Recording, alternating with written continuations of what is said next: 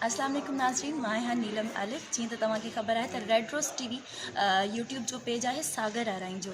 सागर अराई हिकिड़ी डॉक्यूमेंट्री ठाही आहे मुंहिंजो दड़ो ते, जंहिं ते तमामु मुंहिंजे ख़्याल में 3 लैंग्वेजिस हुन में मौजूदु, सिंधी, उर्दू ऐं इंग्लिश ते जेको आहे उनजी लैंग्वेज आहे त तमामु सुठी ऐं उन में इलाही क्रिएटिविटी आहे ऐं असां सभिनीनि जे लाइ उन में नॉलेज जूं ॻाल्हियूं आहिनि जेके अवां सभिनीनि खे असां उते डॉक्यूमेंट्री में तव्हांखे ख़बर पइजी वेंदी त इन जो सागर अराई जो यूट्यूब ते पेज आहे रेड रोज़ जे नाले सां। उनखे सब्सक्राइब ज़रूरु कजो, शेयर कजो, कमेंट्स कजो, पंहिंजे राय सां ज़रूरु आगाह। ऐं उन में जेको आहे सो असांजी जेका यंग जनरेशन आहे उन जे लाइ तमामु घणो फ़ाइदो आहे, छो जो 5000 साल पहिरियां जेको उते अर्थ क्विक थियो हुयो ऐं जंहिं तरीक़े सां उहो ज़मीन जे अंदरि हलियो वियो हुयो, कंहिं वजह सां थियो, छा थियो हुयो, उन जे बारे में सॼी इंफॉर्मेशन उन में मौजूदु आहे। असांजा जेतिरा बि यंगस्टर्स आहिनि, असांजा ॿार आहिनि जेके हींअर स्टडी पिया कनि, उन जे लाइ इलाही फ़ाइदेमंद इहा वीडियो आहे, त ज़रूरु ॾिसजो ऐं कमेंट्स ज़रूरु कजो त तव्हांखे कहिड़ी शइ सम्झ में आई, कहिड़ी न सम्झ में आई, छा हिन में हुजणु खपे,